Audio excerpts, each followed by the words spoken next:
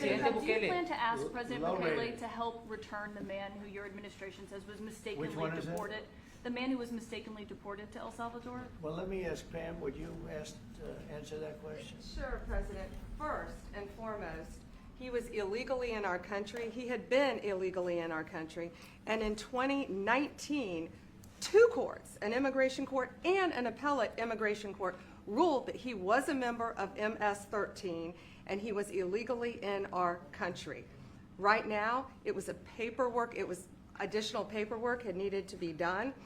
That's up to El Salvador if they want to return him. That's not up to us. The Supreme Court ruled, President, that if, as El Salvador wants to return him, this is international matters, foreign affairs, if they wanted to return him, we would facilitate it, meaning provide a plane.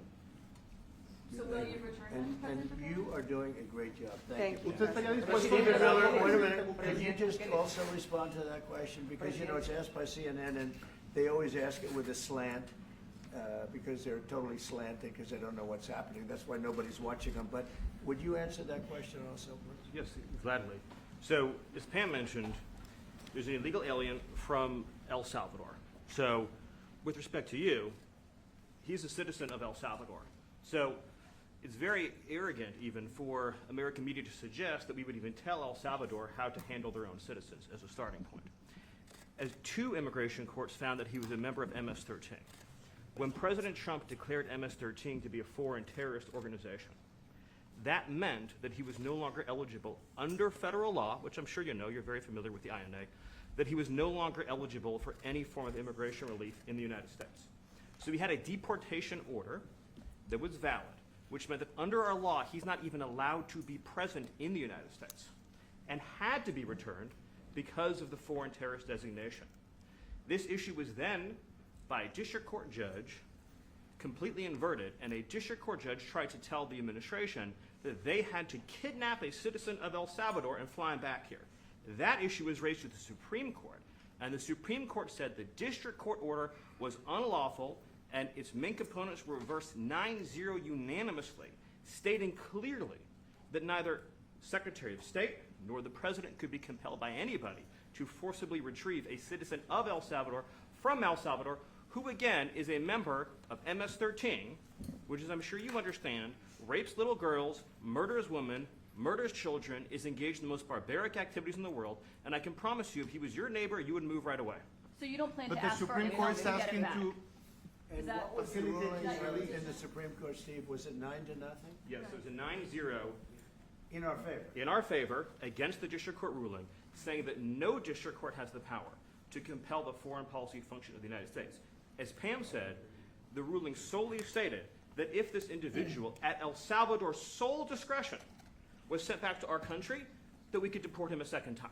Well, No version of this legally ends up with him ever living here because he is a citizen of El Salvador. That is the president of El Salvador. Your questions about it, per the court, can only be directed to him. I asked ¿Usted lo President liberaría, Bukele, Presidente what is Bukele? your, Presidente Bukele? can President Bukele weigh in on this?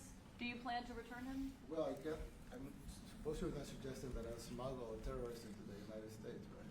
It's I mean, always how can I smuggle, how can I return him to the United States? Like, I smuggle him into the United States, or what do I do? Of course, I'm not gonna do it.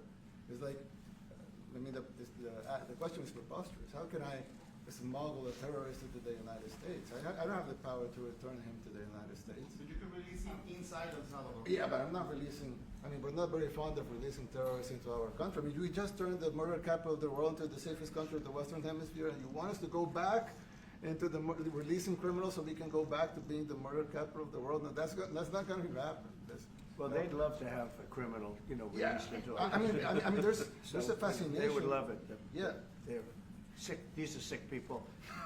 Marco, do you have something to say about Yeah, I mean, Stephen outlined it. I don't understand what the confusion is. This individual is a citizen of El Salvador. He was illegally in the United States and was returned to his country. That's where you deport people, back to their country of origin. Except for Venezuela, that wasn't refusing to take people back, or places like that.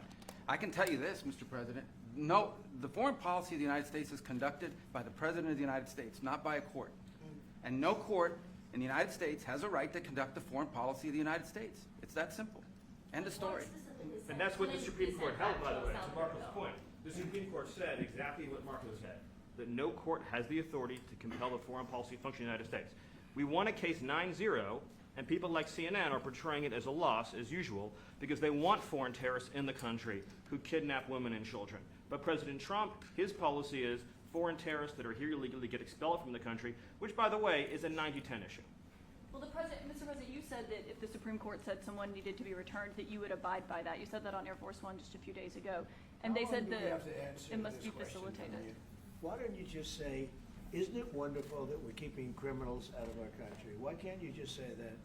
Why do you go over and over, and that's why nobody watches you anymore? You know, you have no credibility.